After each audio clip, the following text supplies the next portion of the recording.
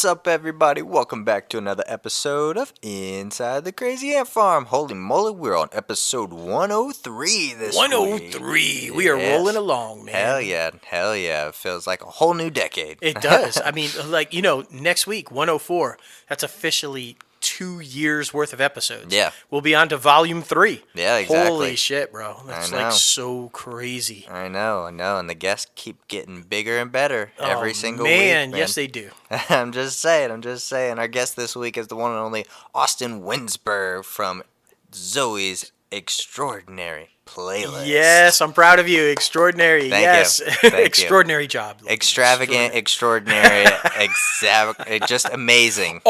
Any adjective with an E basically explains the show, though, so it's fine. It's great. Exactly. Writer, creator, anything above, because this guy is just so amazing, and he talks about what it's like to be a writer in this mega industry of entertainment. It's just absolutely phenomenal. The up-and-comers are really going to love this one because he passes on a piece of advice to us personally, which I enjoyed phenomenally. It was just amazing, so I can't wait for everybody to hear that. Definite. But before we get this thing started, we got to introduce ourselves. The one and only JLo Fantastic and the Mouse. What's up? Yeah, we're here to get a little crazy, guys. We're here to get a little crazy. Always get a little crazy. I mean, we got a lot of stuff to talk about. I mean, Bob stepping down, but another Bob stepping up. Yeah.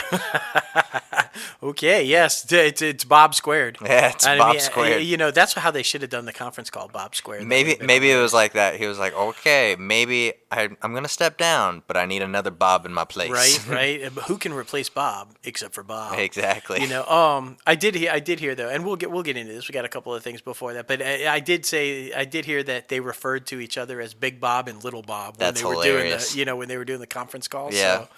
So, but we got to start off with a couple of douchebags. Yeah. But good news about one douchebag. Good news. Harvey Weinstein. Yeah. Convicted. That's right. Convicted rapist, y'all. Mm-hmm. It's about fucking time. Right. That's all I'm saying. This has been going on for how fucking long? Weinstein, convicted rapist. Yep. That sounds good, doesn't it? Doesn't it? Oh my gosh, Finally. It sounds good. This little wuss, though, says he doesn't know how it happened in America because he's innocent. Okay. No, sir. No, sir, you are not innocent. And, but not in prison yet. Yeah. Which a lot of people are upset about, including some of the jurors, apparently. Mm-hmm. For anybody who doesn't know, he claimed to have some heart palpitations and some issues with the heart, so he's currently in a swanky little room, from what we understand, in Bellevue Hospital, as opposed to behind bars yet. So, from what I hear, though, the judge and several people are getting a little testy about that. So I'm betting he's going to be behind bars soon. Yeah, seriously. And then from what you've told me and from what I've read, this judge wasn't taking any shit. He does not care about this motherfucker. No. His defense attorneys argued that he should stay released on bond pending his appeal because of his medical issues, and the judge immediately ordered him to be handcuffed and taken to jail. Well, good. So, so that's why I say feigned the palpitations, because that motherfucker knew he was going behind bars. He's like, I got to stay out. So. Exactly. Well, these aren't the only charges he faces. He still faces the additional charges for Los Angeles, which hopefully now that he's convicted in New York, this will make things much more smoother to get him convicted in Los Angeles. I think so. And there's a couple of people that were denied the right to testify in the New York trial that are going to testify in the LA trial. Yeah. So, more witnesses coming forward and saying, hey, he raped me too. And while they didn't convict him on the most serious charge with concerning Annabella Sciorra, the jurors are starting to speak publicly now, and they say they did indeed believe her. There just wasn't enough physical evidence to do it beyond a reasonable doubt, but that she was credible and they believed her story. So we want to say that because I think a lot of people thought, oh, well, they didn't get him on the serious one. Maybe they didn't believe Annabella, or maybe, not the case. At least according to the jurors that have spoken out, they said, no, she was credible and we did believe her. There was just not enough for beyond a reasonable doubt, which you have to meet in order to get convicted. So, but he's convicted anyway. He's facing, from what I understand, 5 to 25 years in prison. Yeah. And if his health is as bad as he claims it is, 5 years is probably going to kill this motherfucker anyway. Yeah. So, and I'm talking nasty about him and everything, but come on, this guy is a scumbag douchebag. Yeah, exactly. And he belongs behind bars, and And he shows no remorse. No. I mean, this guy is still claiming he was innocent. I was saying, oh, everybody deserves, some sympathy, or, if he's rehabilitated or whatever. But no, if this guy dies in prison, nobody is going to give a shit. Yeah, because exactly. he has no remorse. He still doesn't think he did anything wrong. Exactly. So that's why nobody's given any remorse towards him, because he just acts like he's just this god figure in the entertainment industry, and he was helping all these people out and blah blah blah. It's like, no, shut the fuck up. You did all this wrong shit, and now you're gonna pay for it. Exactly. And hopefully he is just the second of many. I say second because Bill Cosby finally got it. Yeah. And I'm just hoping this leads to Les Moonves and so many more. Yeah. Certain actor on CBS that's still employed and on a show that probably shouldn't be. Agreed. So we'll see. We'll see. But hopefully this makes it a lot easier for people and makes people more willing to come forward that maybe were scared to come forward now because they know they can get a conviction now. So exactly, we will see. Exactly. Well, now moving on to the second of the two douchebags. Jussie Smollett appeared in Cook County Criminal Court this week and pled not guilty on all felony charges against him against the alleged fake hate crime back in January 2019. Yeah, so this douchebag, that wasn't enough. Pleading not guilty, dude, come on, man. It's pretty obviously you faked it all. It's pretty obvious you were guilty, but that's not enough. Not only did he plead not guilty and claim he still didn't do it, but then he petitioned the Supreme Court of Illinois to kill the latest charges, to have it all dropped because it's just not true. They filed the motion for a stay and dismissal, and Dan Webb's February 11th move of 6 renewed charges, and claimed that the recent Smollett indictment wasn't proper because the special prosecutor was appointed incorrectly. You see, what my favorite thing about that is that's not denying guilt. Yeah. That's trying to find another reason to have it dismissed, not because you're innocent, but because he wasn't appointed properly. Right. BS. It's like, total shut bullshit. the fuck up. He too is going to jail. Exactly. He lied to the public, lied to everybody, fooled us all, basically. And, tried to blame it all on white nationalist Trump supporters, which, I mean, probably are definitely out there. But they did not do this particular incident. No, and when you look at it, all of the stuff that he tried to claim is happening in America. Like you just said, there are hate crimes against LGBTQ. There are hate crimes against African Americans and people of color in this country. And everything that he tried to claim is happening. Yes. But you just knocked it backwards a gazillion miles by faking a crime, because now it's going to be harder for people to be taken seriously when there is an actual crime. So while your motive might have been whatever, I want to say good deeds, are paved with, bad intentions, but I had that backwards. Bad intentions, bad deeds are paved with good intentions. Maybe his intent was good, but it was a bad thing to do, and it fucked the whole movement up, in my opinion. So, and now he's facing, I guess, a decade in prison if found guilty. Which I think he's going to be found guilty. Yeah, I mean, definitely not coming back for that Mighty Ducks reboot. No, he is not coming back. But his sister's kicking ass, though. I mean, she's doing good. Black Canary and Birds of Prey and stuff like that. We'll say that. But yeah, I mean, notice how she's not saying anything about that. She's completely living separate lives from her brother. Well, smartly so. Yeah, smartly so. So, okay, douchebags 1 and 2. That's the news. And we had to say it. We've been following both these cases, and we've made our opinions clear on them. And you can agree or disagree with us, but that is what it is. And laced with opinion, but also it's all fact. Yeah, all of that happened, and there it is. Exactly. Okay, now the biggie that we were talking about at the top of the show. I'm worried about this one. Yeah. Me and you have been talking about this for a year and a half, easy. Pretty much since the beginning, since we started this show. Who was going to replace Bob Iger? Right. Who was going to do it? When was Iger finally going to step down? Well, he did. Sort of. Kind of, sort of. Still there. That's right. He stepped down as CEO, if you guys missed that, and I don't know how you would because it was like the biggest news everywhere. Yeah. Even knocked like the campaign, the presidential campaign, out of the top spot for news for a little bit. Bob Iger has stepped down effective immediately as CEO of the Walt Disney Company. However, he is still staying on in his role as chairman of the Walt Disney Company, and he will continue to oversee all creative aspects of the company Yeah. moving forward. His contract expires of December of next year. Yeah. So he's basically got 2 years left. Yeah. 18 months, 19 months. Bob Chapek, the guy who's been running all the theme parks, the resorts for Disney, been there 27 years. Yeah. I mean, he was there for the Eisner, Yeah. reign. Disney veteran, like, Yeah. for sure. Oh, yeah. And we should say different aspects. He was in direct to consumer product, and the Disney stores, and he also did distribution for the home videos and stuff like that. So it wasn't just he was doing theme park stuff. Right. This guy's been there forever.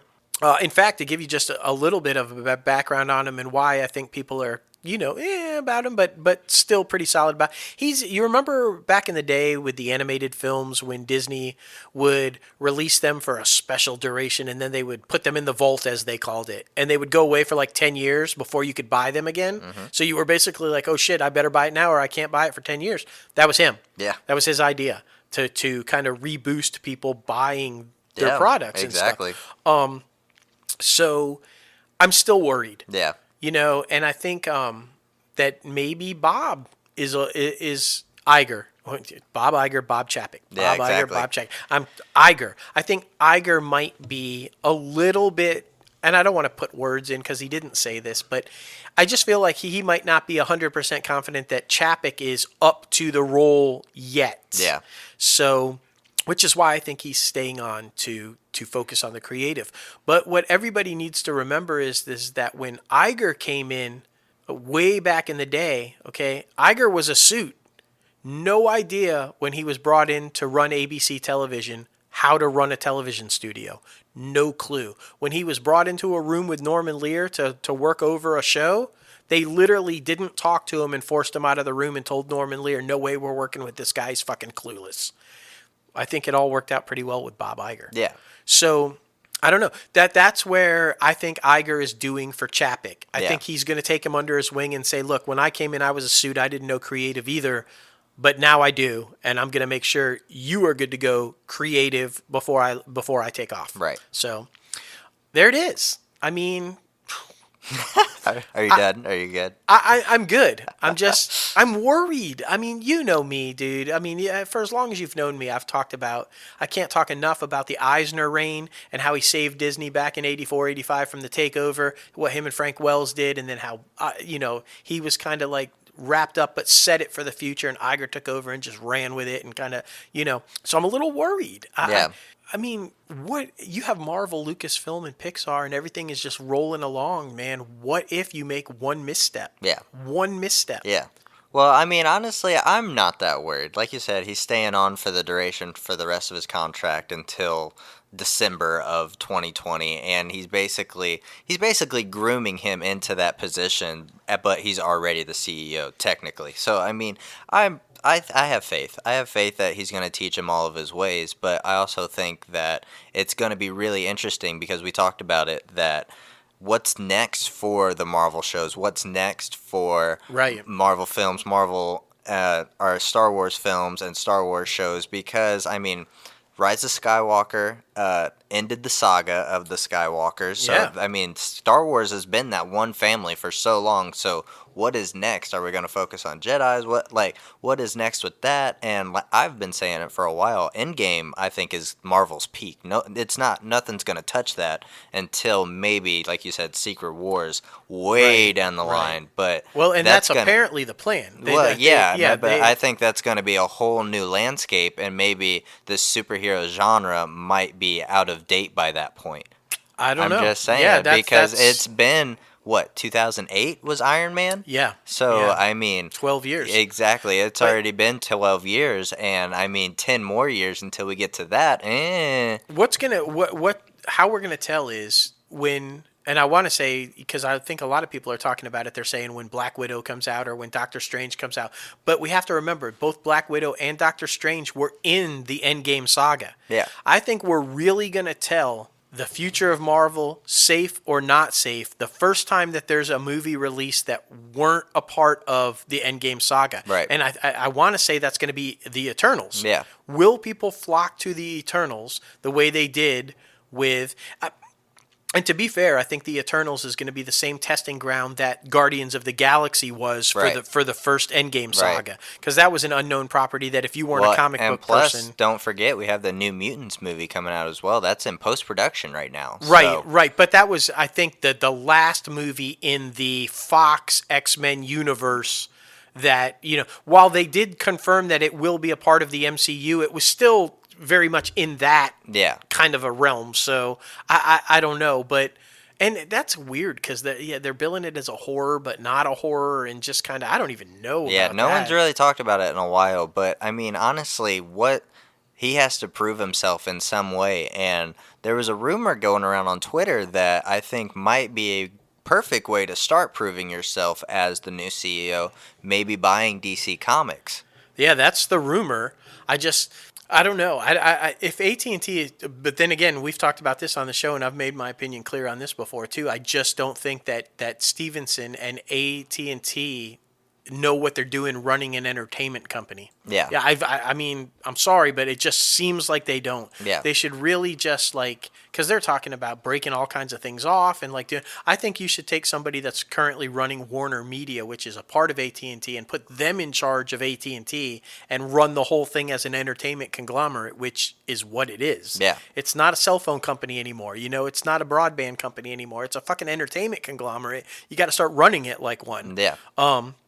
Just my opinion. But like I said, I mean, how are you going to follow up the buying of Lucasfilms, the buying of Marvel, the buying of Pixar? How are you going to follow that up? And I think that is a good step towards that if they were ever to do something. But he would have to prove himself in the streaming game right now. Like, he's going to have to prove something with the overall content that's about to come out for the streaming service. I think if they start making, some phenomenal films for Disney Plus, I think that would be a perfect good step in the right direction for him as CEO. Unfortunately, though, we're not going to know for another 2 years because Iger's staying on for another year in complete control of the creative side of it. Right. So anything that happens on Disney Plus or even in the theaters over the next year and a half is going to be Iger. Well, I mean, and in that instance, I feel like it's probably going to be like, hey, watch me do this, and this is what you should do while doing this. Yeah, so yeah. he's going to be following him the whole way with the creativeness.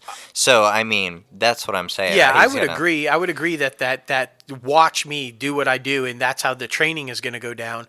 But Iger, he made it perfectly clear that Chapek is going to be doing the day-to-day operations of the business. So he's going to be corporate. Yeah. I mean, so Chapek better be ready, because if you're going to learn from Iger how to do the creative while you're doing the corporate, that's going to be tough. Yeah.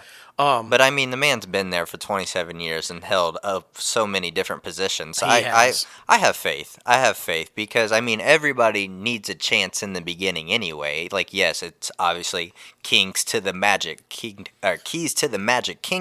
but I mean, you need a chance. You do need a chance, and we should point out that Iger was not a unanimous choice by the board back in the day. Yeah, exactly. They were saying he had to prove himself 2 or 3 times. Exactly. To go in there and fight to get the position of CEO.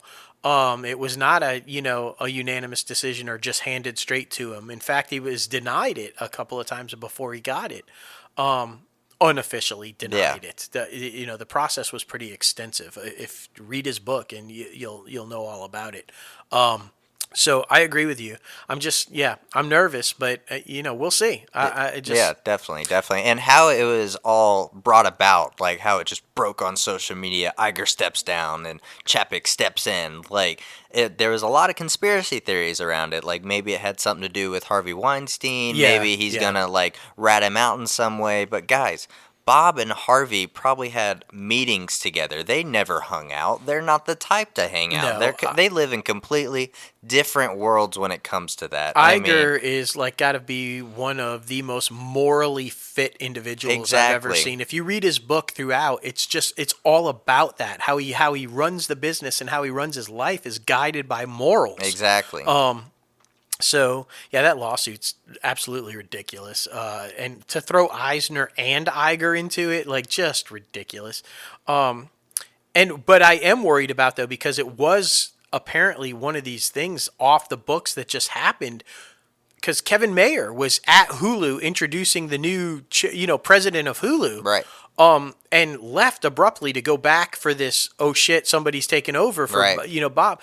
That worries me because Kevin Mayer, for a long time, guys, he's in charge of Disney Plus right now, was the longtime rumored person to be taken over for Iger, and he's not now. Yeah. We clearly know that wasn't the choice.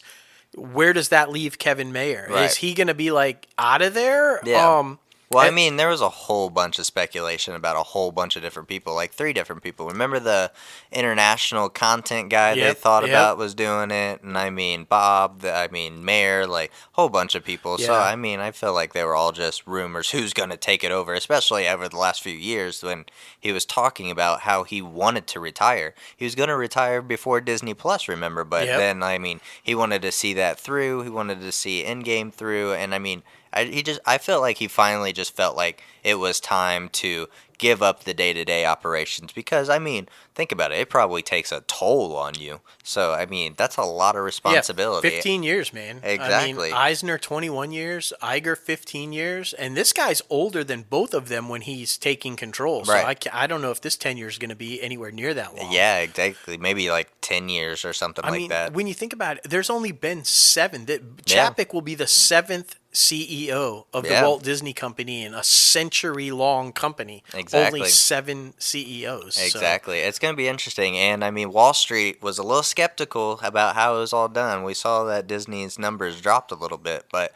I mean, did. it's just that's Wall Street being Wall Street. I think everything's going to be okay, especially while Iger's still there. But like you said, the real test is going to be what's going to happen after he leaves. Yep.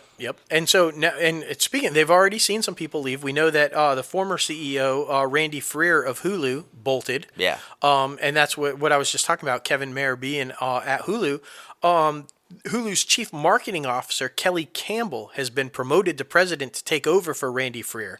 So in her new role, she's going to manage Hulu's suite of on-demand and live streaming businesses. That includes Disney Plus and Hulu.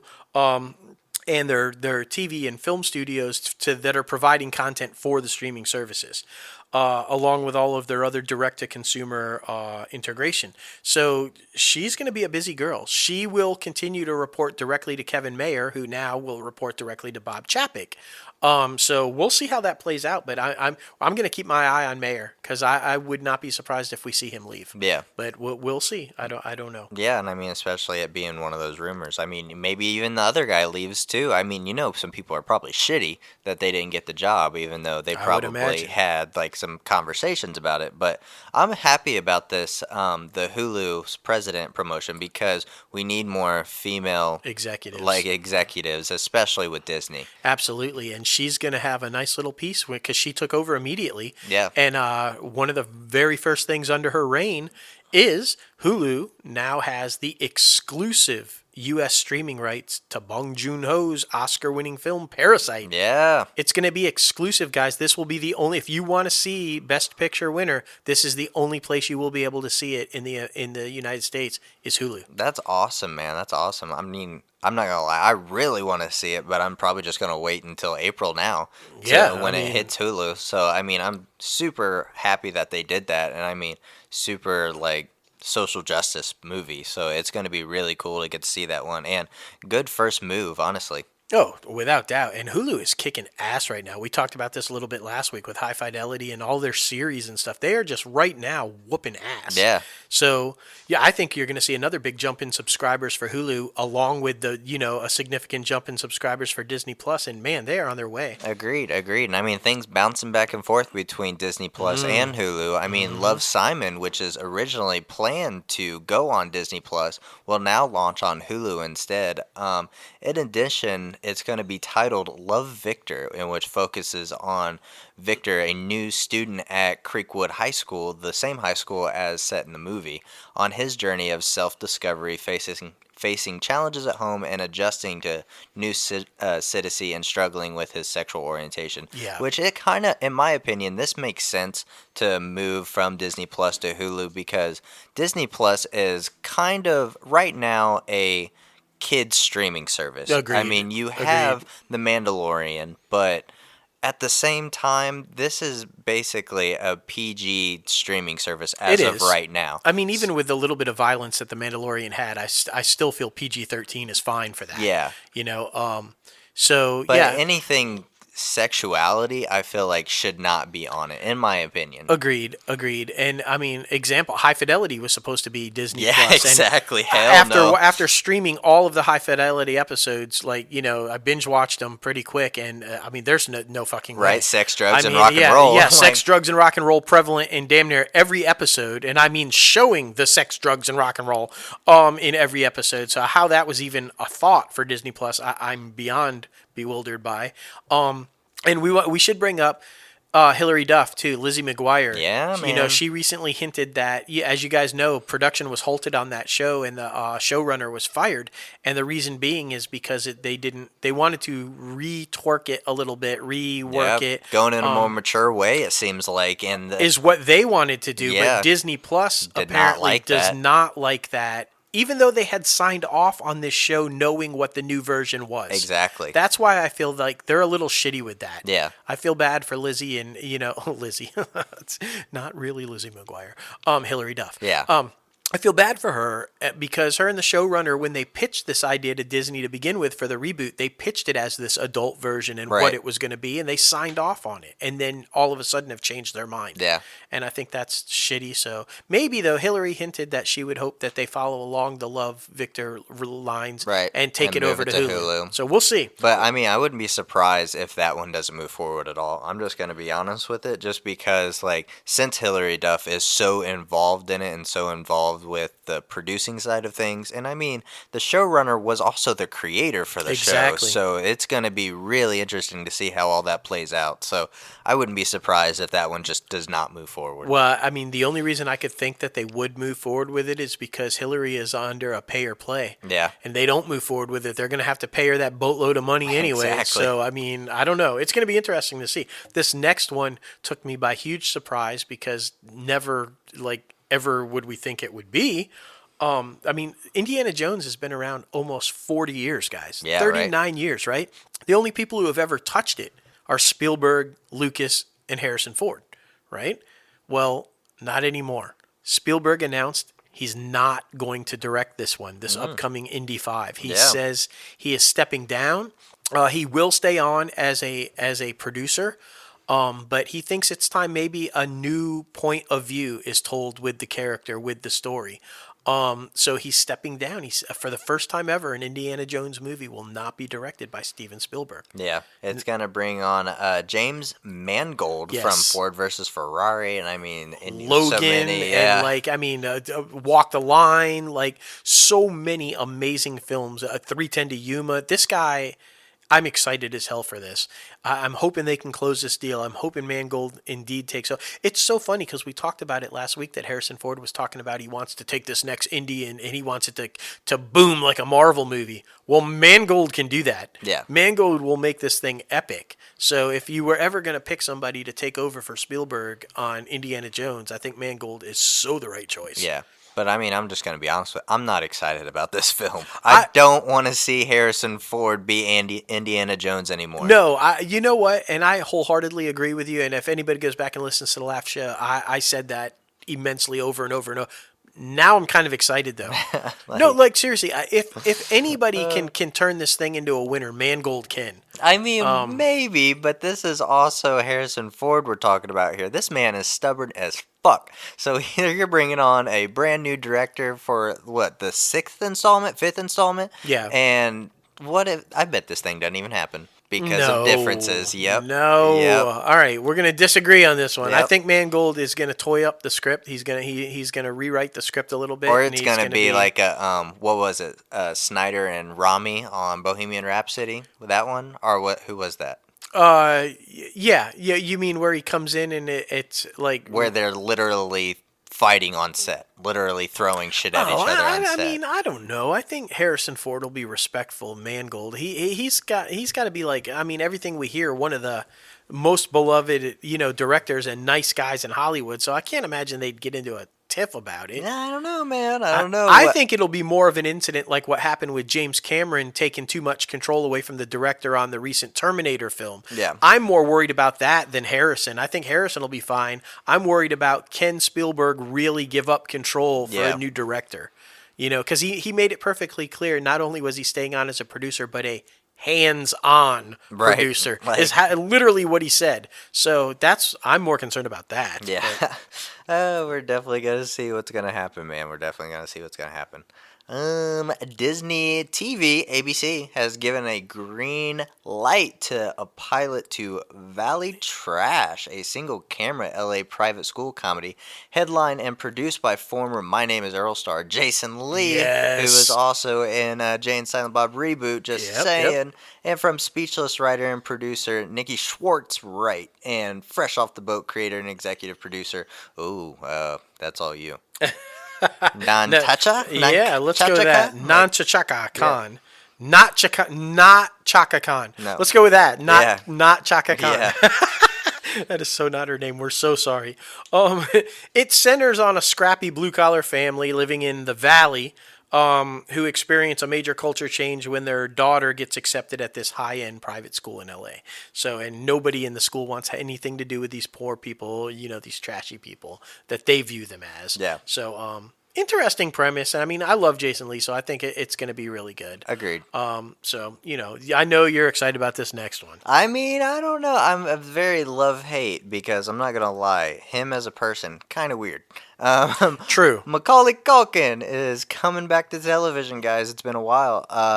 Is set to join the American Horror Story franchise in its upcoming 10th season. Yes. Sarah Paulson and Evan Peters will be coming back along with Kathy Bates, Leslie Ghostman, and Billy Lord.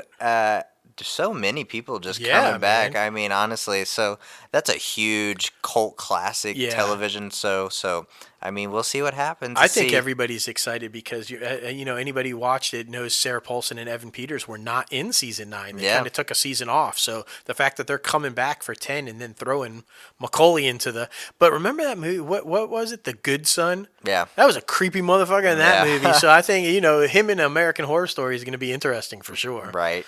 I mean, Super interesting, man. But yeah, this next one, super interesting choice too. Apparently, Chris Evans has been begging to be in a musical for a long time. Oh. I hadn't heard that, but Right. apparently that is the case, and he might be getting his chance. right. As you guys know, we talked about this before. Warner Brothers is doing a reboot of the Little Shop of Horrors. Remember that one with Steve Martin back in the day, and about the plant, and feed me Seymour, and all that kind of good stuff. Right. Chris Evans is apparently in negotiations to play a key character in Greg Berlanti's big screen remake of Little Shop of Horrors. Oh, nice. Yeah, he's going to play dentist Orange Cervello, which Steve Martin played in the '86 movie. And apparently Scarlett Johansson and Taron Egerton are also circling roles to be joining the cast. That's along really with cool. Billy Porter, who's already signed. Billy Porter is going to be the voice Right. of the plant. Yeah. So, that'll be fucking hilarious. Yeah, right there. right. Chris Evans in a musical. Right. I mean, Can he sing? I don't know. no no idea. idea. Like, that's the question. No idea. I mean, but we'll keep an eye on Right. Greg. If anybody can make him good, though, Greg Berlanti can make him good. So, I mean, Exactly. it'll be good. Exactly. It's just- And I mean, Greg Berlanti, come on the show, man. I know your publicist just reached back out and said you're too busy, but come on the show. I mean, he does have like 5,412 shows. Like, but He can spare 30 he can minutes. spare 30 minutes. That's what I'm saying. I agree. I agree. Netflix. Yep. We saw this. We were just talking about this because if you have Netflix and you've looked at it in the past couple of days, you most likely have seen this too. Netflix is now expanding the rollout of top 10 lists that are showing the subscribers the 10 most watched titles each day.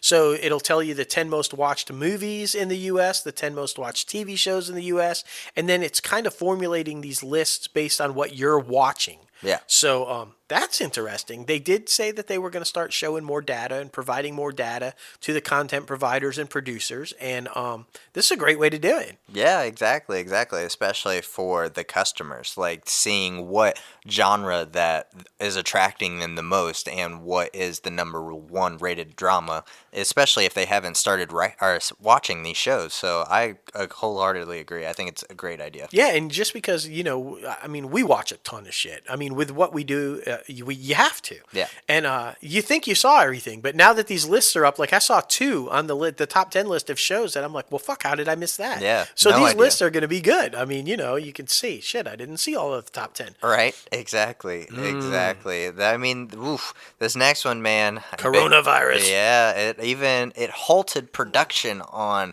Tom Cruise's action film Mission Impossible. Is this 8? 7. 7. Which is I'm sure 8's coming. Yeah, I mean, of course. I mean, 6 was the best one by far, I oh guess. yeah, I really enjoyed 6. But yeah, Venice, Italy is now having an outbreak over there. 150 confirmed cases of the coronavirus in the country.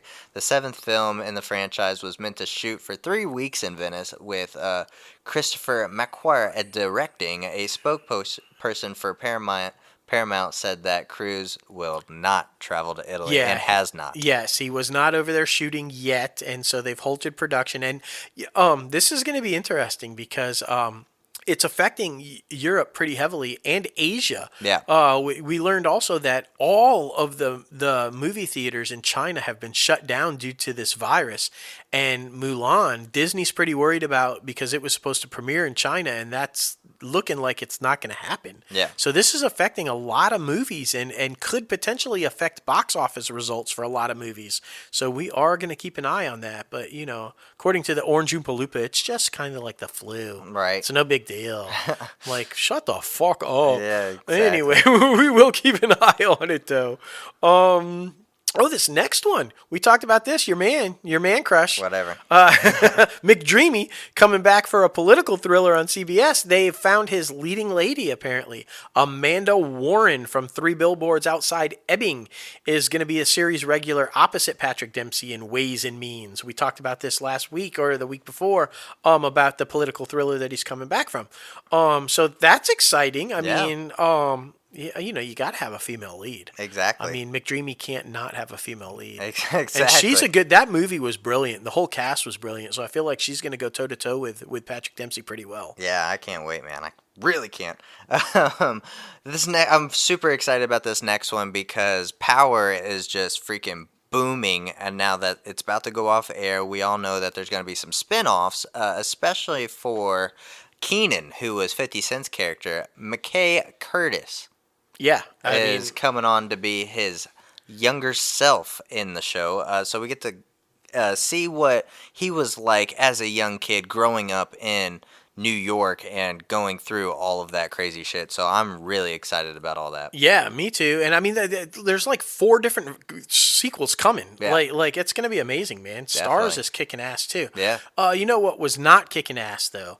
The Voice returned with the Jonas Brother. Yeah. And apparently it was the Jonas Brother. Yes. Stumbled a little bit in their season premiere. It was the lowest rated season premiere in the history of the show. Which sucks because it was still entertaining. I bet. And we should say it still did win the night with the ratings. But anytime you start to see where it can't beat the year before, that's when you got to start to worry a little bit. So we'll keep an eye on that. Will that be something that maybe...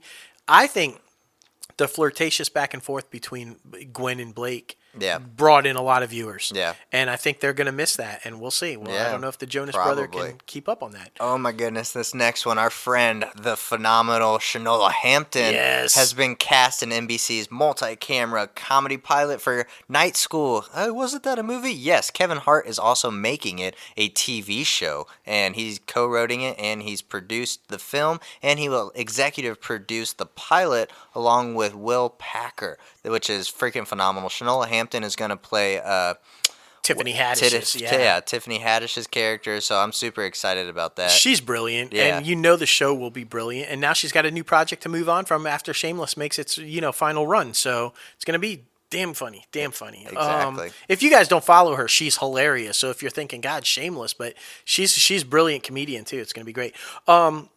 We should talk about this. We brought this back up a couple of weeks ago. Milo, This Is Us's Milo Ventimiglia is going to be doing, yeah, shut up. I can get a bad name too.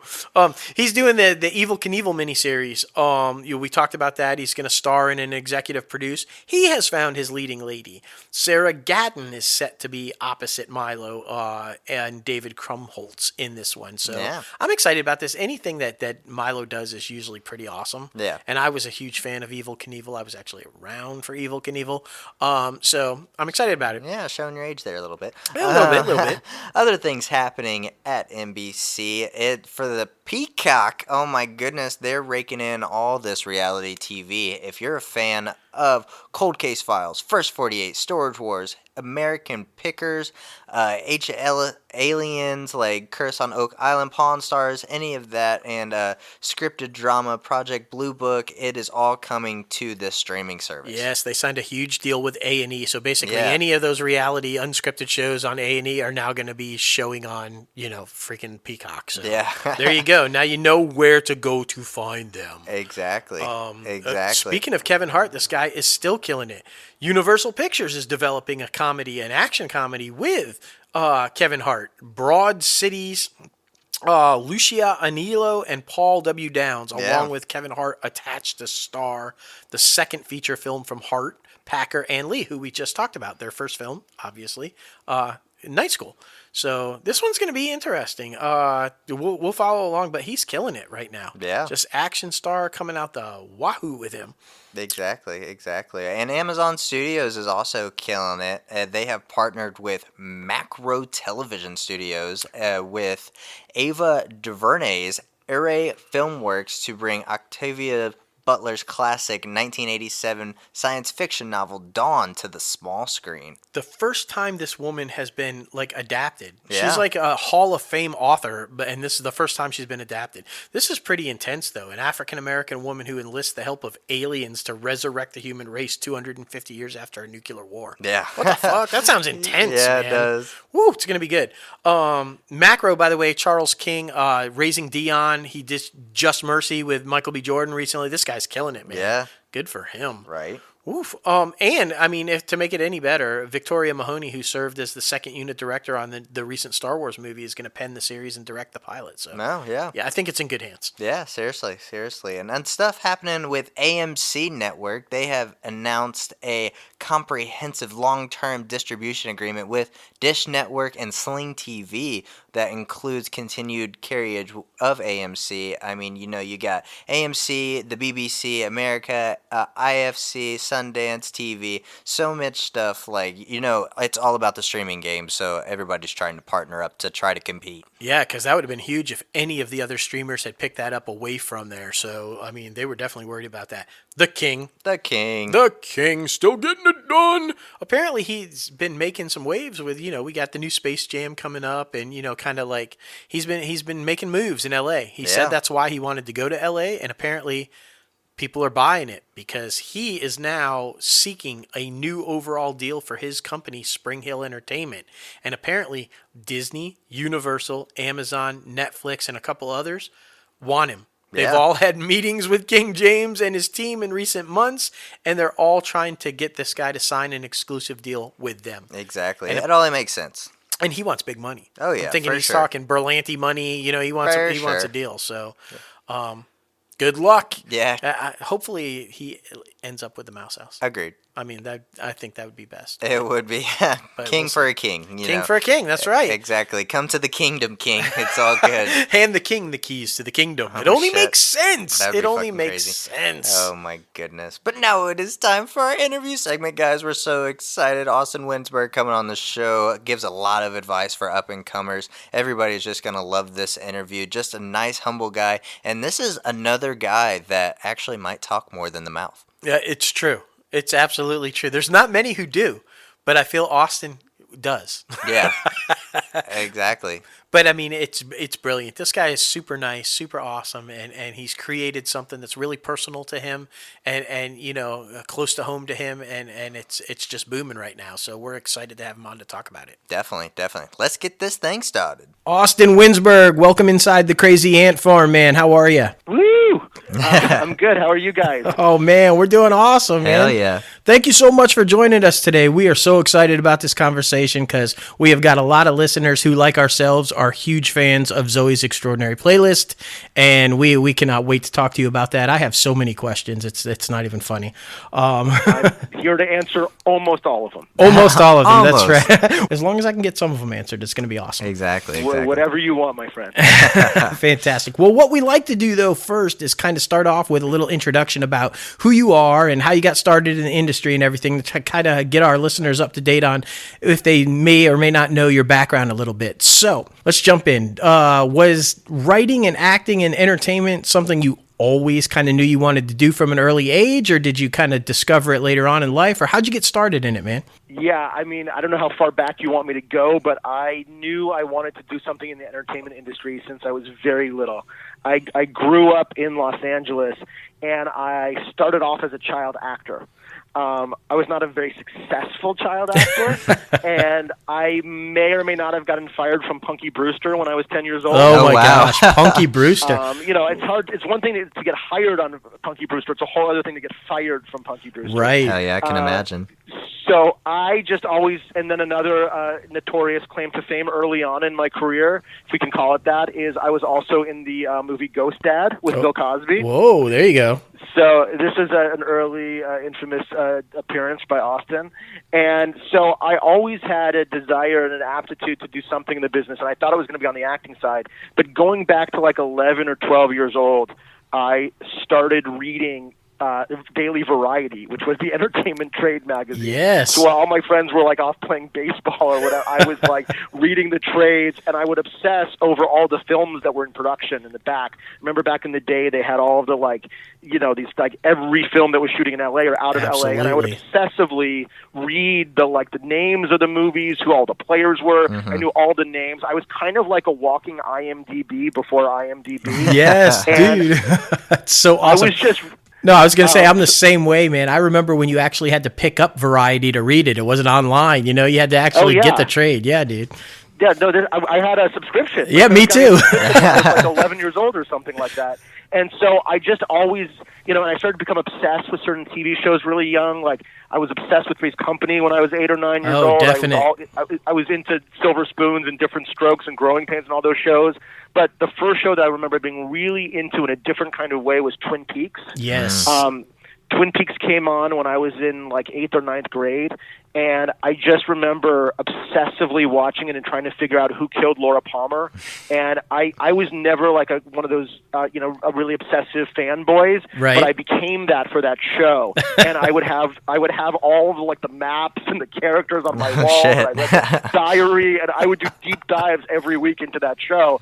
And that was the first time that I started to understand more of a interaction with a television show. Sure. And kind of a more engaged viewing experience. Mm-hmm. I'm kind of going on a tangent now, but no, you're good. I ended up going to theater camp in the Catskills when I was 14 years old, a very famous theater camp called Stage Door Manor. Awesome. And a lot of famous alumni have come out of there, like Natalie Portman and Bryce Dallas Howard and John Cryer and Josh Charles and Sean Levy and all these people. And when I was at that theater camp as an actor, I met a friend who was this child writing prodigy. Oh, okay. And he had been winning all of these young playwriting competitions all around the country. And at the time, I guess they still do versions of this, but you could submit plays when you were a kid to all these different festivals, and then you'd get professional actors, if you won, to do a staged reading of your play, or sometimes they put on a whole production of your play. And he started sending me his plays to read, and I started reading them, and I was like, oh, I could do that too. So I started writing plays when I was 15 or 16 years old. Probably about 16 is when I started. And I won this LA Young Playwrights Festival 5 times before I was 19 years old. Oh, wow. And there was something about writing that I started to feel like I could use more of my personality and still get more fulfillment out of what I was doing beyond just the acting in ways that I felt like I couldn't get from the acting. I think when I was acting, I was always I'd get parts in plays and I'd do okay, and I stopped kind of acting professionally when I was around 14, but I would do all the theater, and I was a theater major in college. But I would always kind of play to the back row, Sure. and I would always be thinking of what my next line was. I was never just living organically in the moment or like reacting to what the other person was saying to me. I'd always be like had a version in my head of how the line should sound, and so I never felt like I was a really great actor. But I did feel like when I would write a play or a sketch or anything comedic or something like that, that I would kind of get a different sort of fulfillment from it, and I just felt like it was utilizing more of my personality, and I started to feel like I could get the same kind of fulfillment behind the scenes that I felt like I was getting being in front of it.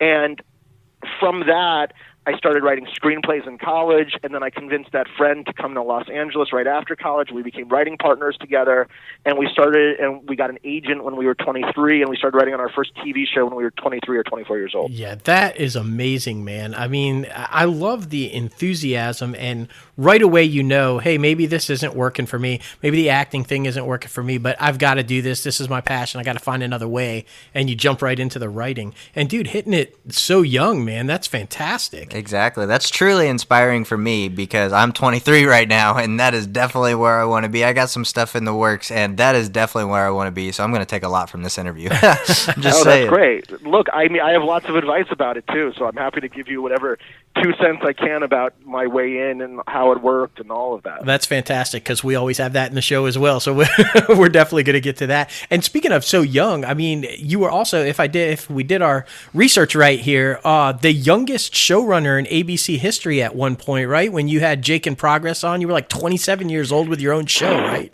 Yeah, 26 or 27. I think what happened was, so my friend and I wrote on this show together called Glory Days, which was a show on the WB before it became the CW. Right. And it was a Kevin Williamson show, the same guy who did Dawson's Creek, but he also did all of the Scream movies and The Following, and he's done a lot of horror stuff along the way.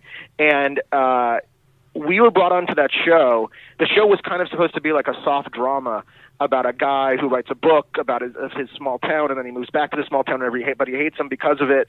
And after they picked up the pilot, we were going to be brought on as like the young comedy guys on this hour-long drama show. Okay. But after they picked up the show, they decided that they had enough kind of, at the time, I forget what, Everwood and some other shows were on WB at the time, and they felt like they had enough of those kind of soft dramas, but Kevin was really the horror guy. Right. So they wanted to turn the show into more of a horror murder mystery show every week. And they wanted to keep the same actors, the same sets, and the same writing staff, but figure out how, after the fact, to convert the show into something it was never intended to be.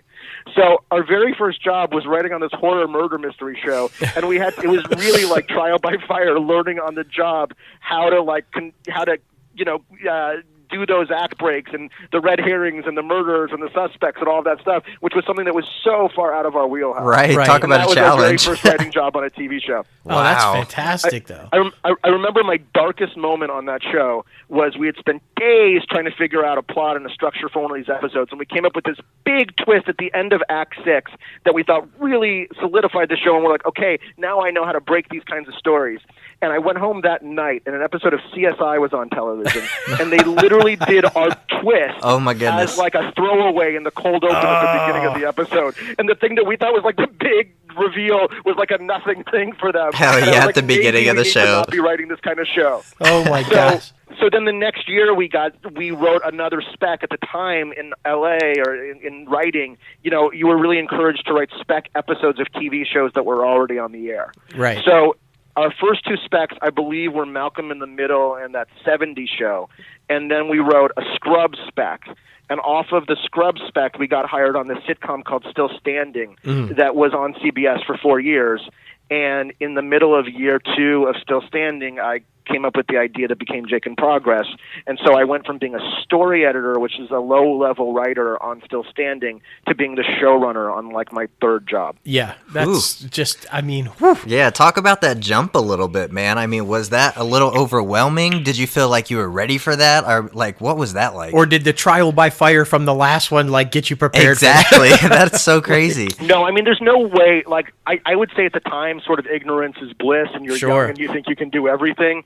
And I don't know if I was really prepared for all of the different things that being a showrunner entails. I mean, you're doing 7,000 jobs at once. When you're just a writer in a room, your main focus is just, especially if you're a low-level writer in the room, you're mostly there to listen and observe, and hopefully you can throw in an idea every now and then. But going from that to being the guy in charge is a completely different deal. Oh. And I think that I went into it with not, having a little bit of experience and seeing what some of that was like, but I really didn't know what I was being set up for. I didn't know what that looked like at the time. Sure. And then again, one of the things that we really like is the realism that we get from a lot of our guests. Exactly. And I love somebody who's had such success early is bold enough to say, no, I was out of my league. I had no idea what I was doing. I mean, I love that, because that happens sometimes. And learning by doing. I mean, I got the rug really pulled out from under me. So I had a very clear concept of what I wanted that show to be. Right. And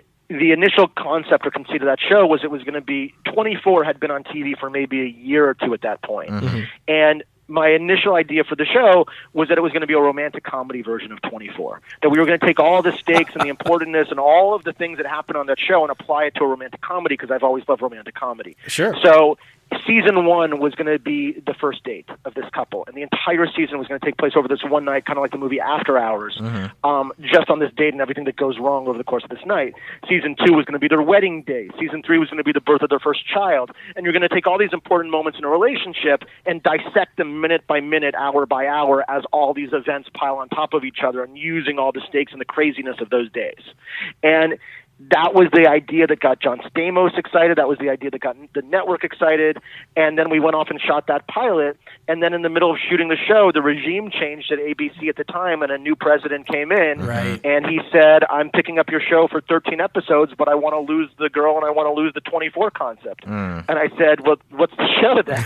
Right, exactly. And he was like, well, John Stamos dating in New York City. Who doesn't want to see that? And so on the fly, I mean, truly, the pilot episode ended with the two people leaving to start their date and all of these loose threads that were going to play out over the course of the night. And by episode 2, they just wanted him dating in the world, almost to sort of ignore everything that happened in the pilot. So I was like, at least let me do one more episode where I wrap up what I was planning to do over the entire season, and then we can start to get into more of like what his life looks like outside of that.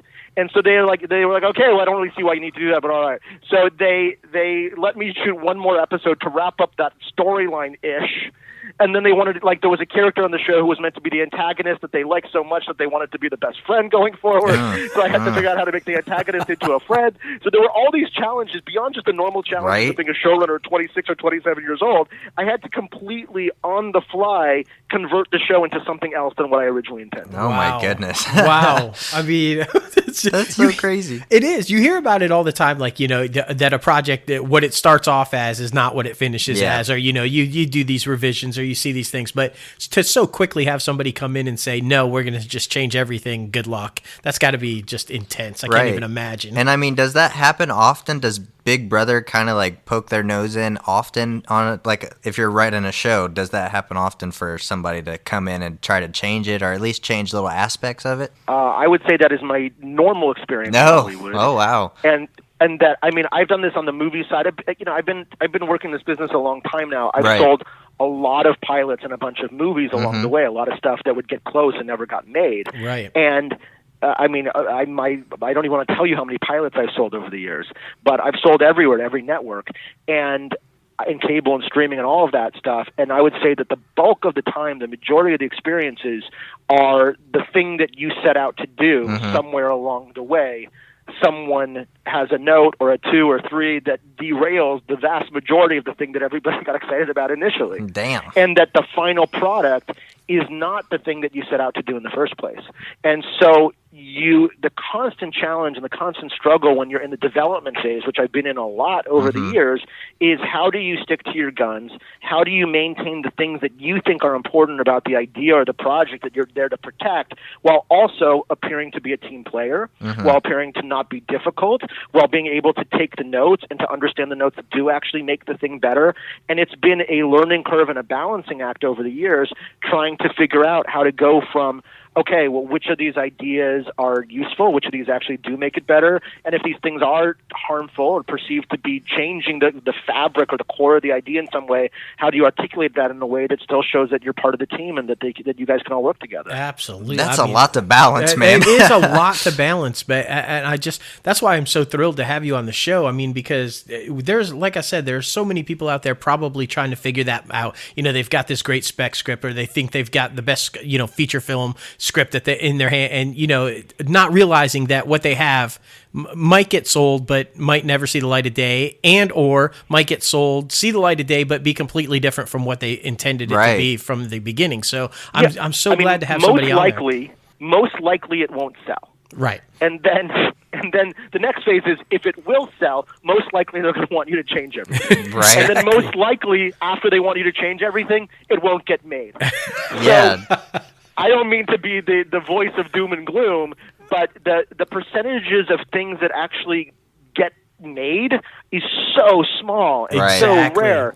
And there's so many reasons, many of which have nothing to do with the quality of the script, for why things get made or don't get made. And I can't tell you how many writers I've talked to in the business where it's like, this is not a meritocracy. It doesn't always mean that the cream rises. Sometimes it does, and if you work at it long enough and work hard enough and persevere, we can talk about that in terms of Zoe and my career, sometimes it breaks through. But the vast majority of the things, I can't tell you how many years that I would write these pilot scripts that would make it to the 2-yard line, and I would sell them, and I would get paid for them, and I would have a nice living off of it. Right. But it would make it to the 1 or 2 yard line, and then the last second I'd be like, instead of yours, I think we're going to make this other one. It's like, I know at least a half or a quarter of the shitty script I wrote that year was as good as the other shitty pilots. Right?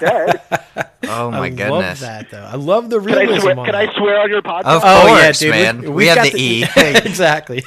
So, explicit welcome. Absolutely. So, okay, all of that kind of leads me into then Zoe's, and I'm very curious as to, because I've got some questions about, especially with what you just said about, you've always kind of got Big Brother looking over and wanting to make some changes or adjustments here or there or whatever. For anybody, first of all, who has not seen Zoe's Extraordinary Playlist, one, what is wrong? Are you living under a rock? Right. You should definitely have already seen this show. It's absolutely brilliant. Just to kind of set it up, it's about a young woman who's a computer coder in San Francisco, and she's kind of like trying to make her way in this male-dominated world, and she's got a best friend that's kind of secretly in love with her, and she doesn't know, but now she does know, and she's kind of in love with another coworker. She's dealing with some family issues with her dad, who has a disease that's made him unable to communicate and speak and move, and she's worried that, and let me know, Austin, if I'm messing this up, she's kind of worried that maybe she is also going to, down the line, have this problem. So she goes to get checked out.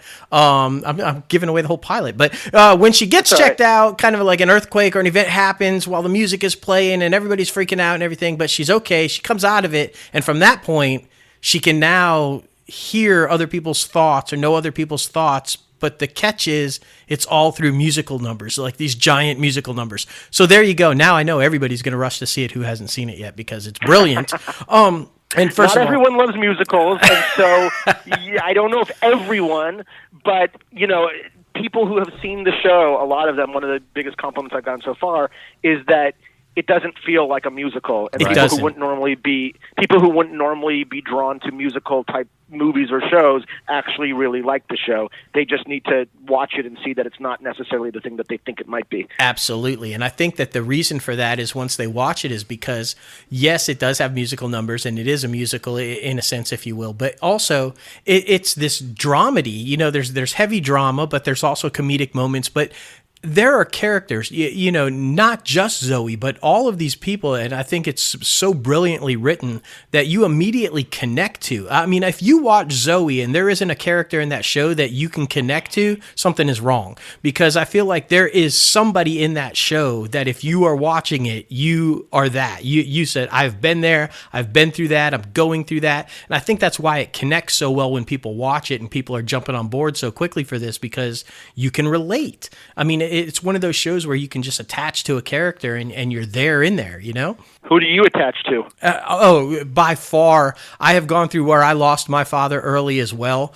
So my whole dynamic, and I'm sure you saw with the tweets and everything, the whole family dynamic between Zoe and her mom and dad, I'm just completely attached there, by far. Thank you. Sorry to hear that about your father. Oh, no, thank you. And that's where I want to get into this because of what you said earlier in the interview about Big Brother coming in. Kind of this, if I'm not mistaken, is based on your life and what you went through with your father. So when you come, and you get picked up and you have a project that is so personal and based on reality and kind of what you've gone through, how is that approach when you do have somebody maybe from the network come in and say, we want to tweak this or we want to tweak that? I mean, how do you even start that process when it's something so personal about yourself? It's a great question. First of all, I have certainly written projects over the years that have been personal to me. Mm-hmm. And I tend to write a main character a lot of times that feels like a Ben Stiller-y, Matthew Broderick-y, kind of the Jewy, neurotic, Woody Allen-y Austin character that I have written a lot of times. Sure. That feels like some sort of offshoot of me in some ways. I think this project, though, far and away is probably the most personal that I've ever put out there. There might also be a connection to why this one got made and other ones haven't because of how personal it is. Mm-hmm. I can tell you that from the genesis of this idea, and I can talk all about where it came from and everything, only one time in the process, and this came early on when I got Paul Feig attached as a producer on the show, he suggested one change that I ended up agreeing with that changed the whole fabric of the show. Other than that one change, I've never had a development experience or an experience working with a studio or a network where people have been more supportive or more on board from the very beginning. Oh, that's and fantastic. This is the only time I can think of truly in my career where there has been zero interference. And anything that I've wanted to do, they've been on board with. And any notes or suggestions they've had have only been things that have helped it. So I've never once felt, and I'm telling you guys this, in 20 years, I've never felt this in my career, where I have felt the levels of support and encouragement where it's not about what can we change of what you're doing, but how can we help what you're doing. Oh, that I'm so happy to hear that and I think the reason maybe for that is, and I can't speak for the networks or for the suits, but because it is so unique, it's so original and so out there that the whole concept of it, I think it's just, why would you want to change anything? Is the one thing that you mentioned that the fact that it was originally told from the father's point of view and then it switched to Zoe's, is that the one change? No, or? I mean, the way that this idea originated was my father passed away in 2011 from a rare neurological disease called progressive supranuclear palsy. Mm-hmm. And right before that, my father was a very dynamic, vibrant, athletic, outgoing, 67-year-old man. And then all of a sudden, out of nowhere, he started falling backwards. He started slurring his words. We went to see some doctors. It was very hard to diagnose. There's a whole subset of these neurological progressive diseases where it's hard to figure out exactly what's going on right away. Right. But within a couple months, we were able to sort of pinpoint that he had what's called PSP. And from onset of diagnosis to him passing away was less than a year. Oh, wow. And during that time, I was becoming a father while losing my father. And I was really close to my dad and watching the kind of utter disintegration of a human being, but still knowing that his brain was working while his body was betraying him was just a very complicated, sad, traumatic, emotional time in my family.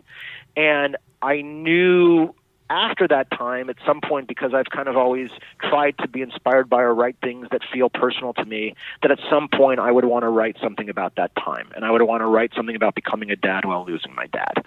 And I didn't know what was necessarily the right outlet for that. And for the first few years after it, I was too close to it and I wasn't ready to do it. Right. And what ended up happening is over the years, I've sold multiple musical projects. I sold a musical to ABC years ago with Adam Shankman, who directed Hairspray. I sold a musical to Showtime with John Legend. I sold another musical with Christina Aguilera to Freeform. I'd really been in this musical space, and also I did the live Sound of Music for NBC. Right. And I had a musical on Broadway a few years ago. So musicals over the last 5-10 years have become more of my focus and an area where I've felt connected. And again, this goes back to my theater past. This goes back to Stage Door Manor, always loving musicals and using thinking that songs could be a great way to express characters' emotions, and really being drawn into that. And so finally, when I was thinking about what could I write about my dad and I during that time, I had an idea one day, well, what if the father experience, even when he's sitting there on the couch and he can't speak and he can't move, what if the way that he's experiencing the world is through musical numbers? Right. And when I thought of that idea, it kind of made me smile. And instead of feeling sad or depressing, it felt more joyful to me and happier. And I started running with that idea, and I talked to my friend who was an executive at NBC who I had worked with before, and we started talking about it. And she liked the idea but was worried that it maybe felt a little sad or a little small if it was all from the dad's point of view. So she said, is there just any way to open it up so it's not just from the dad's perspective? And then I started thinking about, well, what if there's a character, what if there's this guy who somehow gets this ability to hear people's inner thoughts as musical numbers. And one of the things that he gets from that is he's able to communicate with his father in a way that he could no longer communicate with him. So that was really the genesis of the whole thing. Wow. And as I was working on that, and I came up with a whole pitch with that, and I think he was a computer coder in San Francisco, and I think there were two women at work that he was battling over, and a lot of the dynamics were all in place. And I went and I pitched it to Paul Feig, and Paul Feig, a lot of his philosophy and where he focuses is on more women-centric and female-driven projects. Absolutely. And he said to me, I love it, and I'll do this with you, but what if the lead was a female instead of a man? And I thought about it for 5 seconds, and instantly I was like, you know what? It actually doesn't change any of the fabric of the things that I like about the show, and in many ways it makes things deeper. So, for instance, like when I started thinking about computer programmers in San Francisco and learning about women in that world, there's so few women in that world, and there's lots of reasons for that have to do with early age, women not learning or being educated that science and math have value, and STEM and all that kind of stuff. Right. And I actually started realizing, like, you know, it puts more, there's more stakes in the show. There's more that she has to work against if it is a woman. And I like the idea of a woman who sees the world in very binary terms, very black and white, hides behind her computer, isn't good at dealing with other people, getting this ability, and the ability forces her out of her comfort zone in order to deal with other people. And that was the change. That was the one change I had. Oh, and that was before we even went to the network. And from the time we went to the network on, everyone's been on the same page. And again, none of it was anybody twisting my arm. It was simply one suggestion from Paul Feig that I liked and I ran with, and the rest is here we are. Absolutely brilliant. Okay, well, I've got to say, phenomenal casting. I mean, the cast on this show is absolutely unbelievable. First of all, I can't say this enough. Thank you for bringing Lauren Graham back to television. But Jane Levy, it could not have been a better choice for Zoe, because the expressions that come across her face when she's not saying a word and what she's able to convey are just absolutely brilliant. And then Skylar Astin, I mean, Peter Gallagher, Mary Steenburgen, it's just insane the people that you got involved with this. How did that process come about? Because I mean, these are just phenomenal names. Was it a difficult casting process, or did you know right away who you wanted, or how did that go down? Yeah, I mean, so right away with Jane and Mary and Peter and Skylar, they were the first choices for the roles, and they read the script, and I met with each one of them, and after that first meeting, they all said yes. Wow. And Lauren came into it later. We actually had cast somebody as the boss initially, and we ended up recasting after the pilot, and Lauren was a godsend and perfect for the role and has been great for us. And then the other people, our casting director, Robert Ulrich, is cast Glee. And so we had everybody who came in for the parts of Simon and Mo and Leaf and Tobin, trying to think if there's anyone else, David, the brother, everybody would come in and they would sing 2 songs at their audition. So for weeks, people are just coming into the room and singing for us, almost like American Idol or something, Yeah. And then they would read the scenes. And from the second that John Clarence Stewart came in for Simon, he had a history with Jane. She actually recommended him because they had worked on What If together. Okay. he made us cry in his audition. He was so emotionally raw and vulnerable and awesome that it was almost a no-brainer with him. And same thing when Alex Newell came in. Alex was on Glee, so Robert brought him in. Initially, that part was written for a woman. Mm-hmm. Alex is a male who was female representing. Right. And we saw 300 women for that part. And Alex came in and was just so funny and unique and different. And also, I thought lent to like an interesting other kind of dimension in San Francisco. And I just thought, like, who better to be Zoe's, the character of Mo was always meant to be, Zoe's a closed-off person. Mm-hmm. Mo is very open. Mo is very open to the world, open to people, open to new experiences, and Mo is also kind of a musical savant. And I just love this interesting dynamic that I thought would be there between Jane and Alex. And Alex just, first of all, his voice, he's like Whitney Houston. He is, he's touched by God. He's next level talent. I've never seen anything like it before.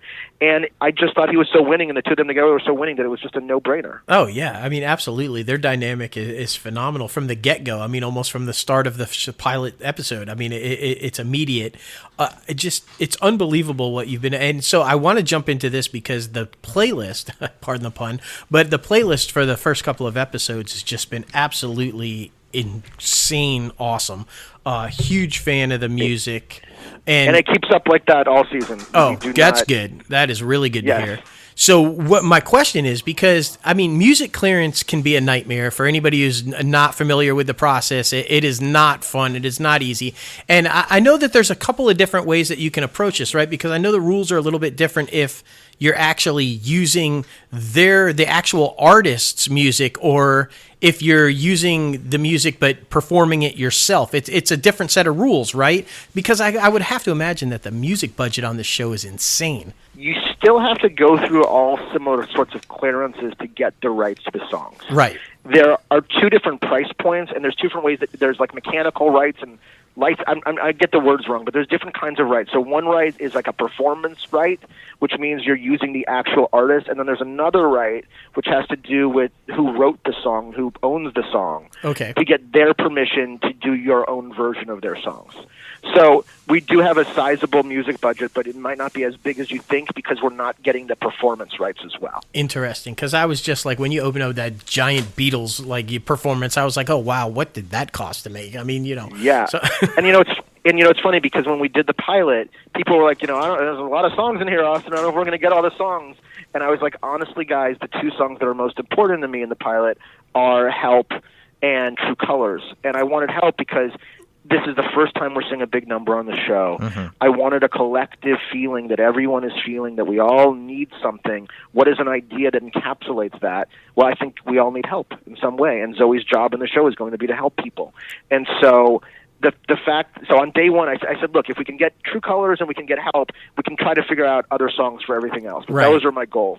And somehow on day one, we got Help and True Colors, and then we got every other song that I had scripted in the pilot. And truly, to this day, we have not had anybody say no.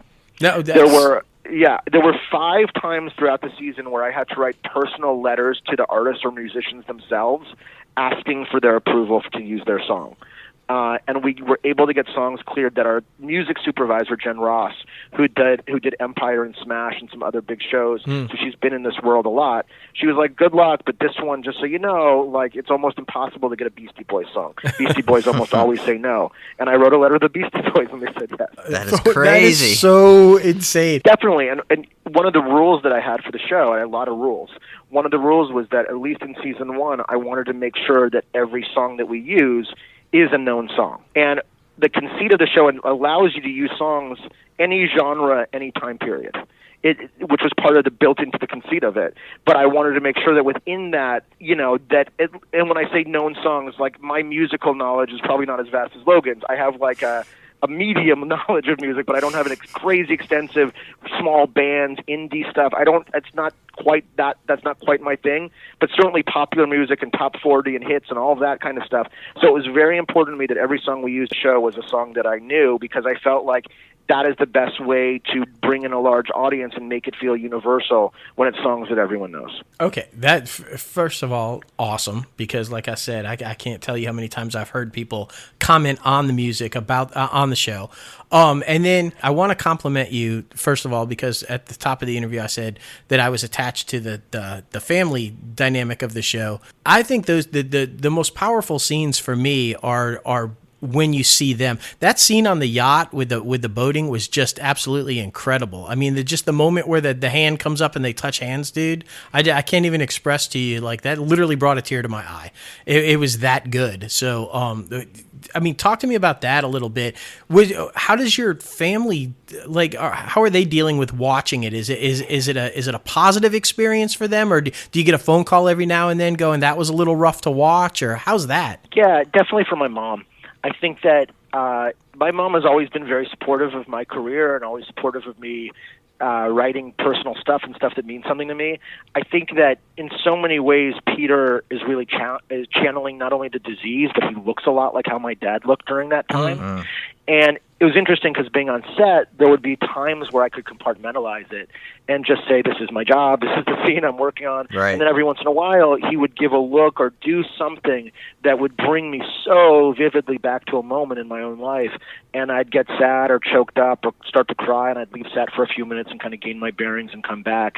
But I have been able to look at it somewhat from a distance and realize, like, this is, I'm doing this for the show.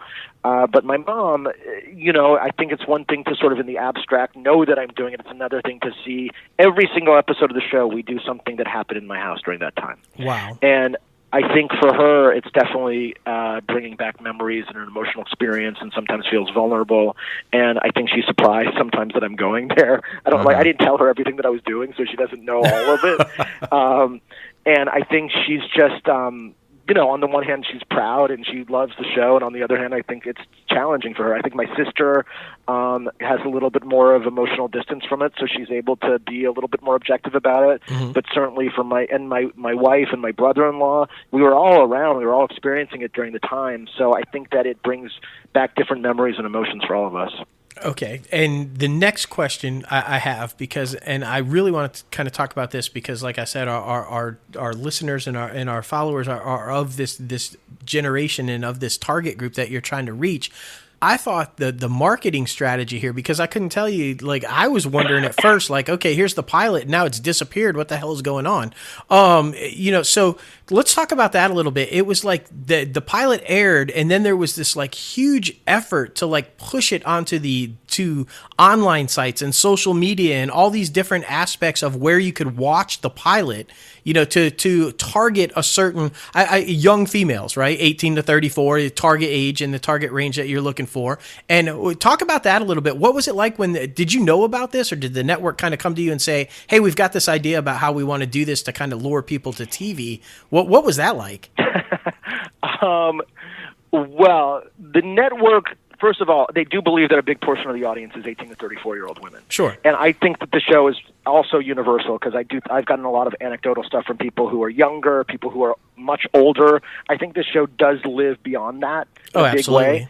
I just think that's definitely a big target group for them. That target group isn't watching TV in the same way anymore. Exactly. And I don't know too many 18 to 34-year-olds who maybe even have a cable subscription anymore, who even watch like I do. My wife and I, we don't watch TV live anymore. We DVR something, or we watch it on Netflix or Hulu or something like that. Times have so shifted and changed with how people watch television. And I think that NBC from the get-go knew that this wasn't a simple to market show, because it's not just another legal show or cop show or comedy. It kind of goes across many different genres.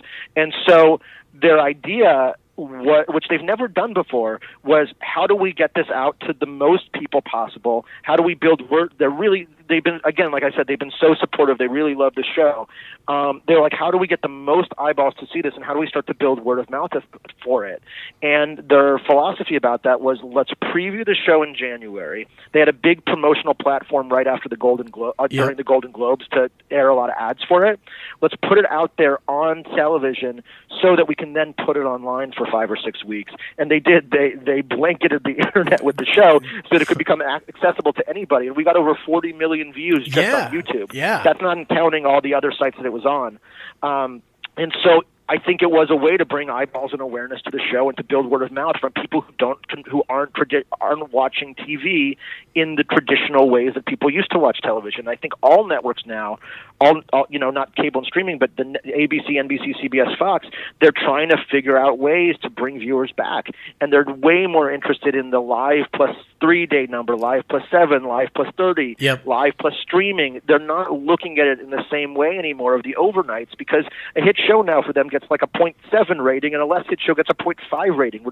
It's so different from years past, and I think that NBC is being smart and strategic about, let's just get as many eyeballs on it as possible. And that was their philosophy, and they'd never really done it before, and it broke all sorts of digital records for them, which was really exciting. So even though it sounded unconventional to me, I was also encouraged by it because they put so much marketing muscle behind it and really believe in the show, and the intention is just how do we get as many people to watch it as possible. Absolutely, and it worked, clearly. I know the ratings were really solid for episode 2, and the word of mouth is just, I tell you, I hear people talk about it all the time. So I know the word of mouth is getting out there, and I know that people are enjoying it. So congratulations, man. Thank you. And they put episode 2 on YouTube again. I don't know how much they're going to be doing this past this, but already in like 2 or 3 days, we're up to 6 or 7 million views on YouTube already.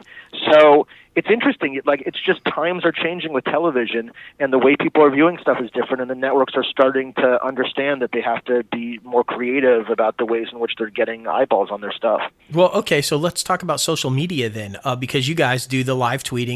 So many shows we've seen now have gone to the live tweeting during the episodes, and you guys did a brilliant job last week with that. That was my first time ever doing that. I got on Twitter for the first time a week and a half ago. So we'll talk about that then a little bit. What's your thought on the whole social media process in the entertainment game? Like, are you a fan of it, or are you okay with it, or do you think it can be one of those double-edged swords where it can be a really good thing, but it can also kind of be a bad thing? What do you think about it? Well, I think I spent a lot of years just ignoring it and pretending like this wasn't the new way of doing stuff. And then you start to realize, like, with Instagram, with Twitter, with Facebook, with all of this stuff, this is the way that things build awareness now. This is the way that you get a more active and motivated fan base. So I guess the only way that it's negative is in some of the toxicity of things that happen on social media, and if people don't like something or can turn on something, it can certainly hurt emotionally. Absolutely. But I would say that 95% of the feedback that I've read on social media on Zoe's has been so positive and so enthusiastic that it's enabled me to not dwell on the 4% that say negative things. Well, that's a good thing. And so I think it's just I think this is part of the new order. It's the new world, and I think that you see this with actors too. Like, their value goes up the more followers they have, and so I just think that it's now part of the whole publicity, marketing, awareness. And the other part of it too, I think, is authenticity. Mm-hmm. And I think that one of the things I've strived to do with Zoe is not only make it as authentic to my experience with my father, but really learn who these actors are and try to give them stuff that feels very authentic to them. And I think part of what people like about social media is it does feel like it's a more authentic representation of who these people are. I know there's the whole side of it that feels like what's your Instagram self versus your real self, or how do you present yourself on social media. But I do think it's a way to be closer to celebrities or performers or writers than people ever have before. And so my philosophy now that I'm starting to lean into it is to just try to be honest and authentic. And I think that's what, especially people who are on sites like that, I think that's what they respond to, and I think they sniff it out and smell it when it feels inauthentic. Absolutely. And I mean, come on, it's got to feel good, right? You're a fan, you like a particular actor, you like a particular show, they're live tweeting, you're following along, you're enjoying the show, and you get a response from one of those people. It's bound to make them feel good. It's bound to make them, like you said, feel like that was an authentic response to something that they took the time to tweet, and it's going to draw you to want to do it more, to watch the show more, to follow along with the people more. I do think it's a good idea, and I love the fact that you bring up authentic, because I do believe that that's true, and I think it does make people feel good that they are drawn to a certain thing and they can get a response from somebody that's involved with that certain project. I think that's a good thing. Absolutely. I mean, I think the only danger for me is I get a little addicted to these things, and so now every 2 seconds I'm checking Twitter. It was like, this is probably a reason why I wasn't on it for 10 years. It was out there, whatever, is because now literally I'm like obsessed with looking at Twitter and Facebook and all of those things. And I will say the other amazing thing that's come of this so far is at least 100 people have reached out to me now on social media who have family members who have the disease or have passed away from the same disease as my dad. And that's been very emotional and touching to me, and also surprising because it's a very rare disease. So every day I'm getting all this amazing feedback from people who have lived with PSP or PSP-related diseases. And so it does feel like it's building awareness. It is landing in other ways besides just entertainment. And that was something that I don't think I ever anticipated while doing it. Oh, that's so good to hear. I mean, Logan and I talk about that all the time about, like, you know, if you can use art and you can help one person, if what you do touches one person, then you've done your job. That, you know, and I feel like to hear you say that is a wonderful thing, because I think that's something that, you know, a lot of people view it. Yeah, movies are great, television shows are great, or anything, but it's art and your expression, and you're putting yourself out there. And if you can connect with somebody and help somebody that might be going through something that you've gone through, I think there's no better way to help the world than through art. Yeah, and show people that you're just not alone in a situation, especially like you said, people reaching out to you with the same disease or the family members of the same disease. I bet it shows that you are not alone in the situation. Other people are going in the same situations that you were going through. Yeah, I mean, I remember when my dad was going through it, it was so isolating, and it was so... There was this one website, curepsp.org, that I would go to and kind of read these testimonials, but I didn't feel any connection to other people going through it, and you feel very alone during it. And so the fact that there's forums for this stuff now and that people are reaching out, I mean, it's definitely emotional. I cry reading some of these messages that people send me, but I also feel like there's good in there too, I guess. Yeah, absolutely. Definitely. And I mean, I bet it helps them out probably even more, knowing that someone of your caliber, with your success in the entertainment business, that even you're also a normal person going through these things. So it helps them out as well. Well said. Going back to like the up and comers for writing and everything, what advice would you say that you would give to up and coming writers, producers, anybody behind the scenes that might have to deal with Big Brother in the entertainment industry? What advice would you give to them, and what pitfalls would you say to try to avoid? Well, the first thing I would say is to keep going, to persevere, to keep writing. This is sort of more writer advice, but, you know, to not give up. I've met a lot of people over the years who say they're a writer, and you're like, well, what have you written? And they're like, well, yeah, I'm kind of starting thinking about an idea. I might be. It's like, no, either, like, if you're a writer, write. Exactly. Write a script, write a play, write a short story. Write a spec episode of something on television, but actually put in the work. And you could spend so much time talking about the work rather than actually doing the work. And I don't think that's actually really writing. And I think you learn. I mean, I wrote this in a Facebook post the other day, but it's like the whole Malcolm Gladwell 10,000 hours thing. I've done 10,000 hours plus 10,000 hours plus 10,000 hours plus 10,000 hours. Like, part of it is really about putting in the work. And I don't think you're really being an artist if you're just talking about being an artist. I think you have to actually put the work in. Talk about, this is just advice for me, honestly. When it comes to relevance for like a plot point or like just an overall idea of a concept, do you try to predict the future, or do you try to like make something relevant right now? I never think of it that way. When I did the Jake in Progress, you know, that sort of 24 concept idea, I think, was ahead of its time. Yeah. And I think there were several shows over the years after that tried to do a version of like a real-time TV show. So I think I was too ahead of the curve at that point. I think whenever you try to do something that you think is going to sell, or you think is the thing that people are going to want, I think that is potentially a pitfall that will become something that makes it feel familiar or like you're trying to be something. It goes back to the authenticness. And I think what people respond to, especially now in Hollywood and the way that the world is changing, I think that the most you can be, the most authentic you can be to your voice and the things you're interested in, I think that is what people are going to respond to, rather than trying to think of, well, what's the next best big idea on a spaceship with the two people shooting each other. I don't know. Like I think that authenticity matters. Right. That's why I go back to, and again, it's like I look at the projects that I've had made over the years versus the things that sold versus the things that got to the 1 yard line or whatever it is.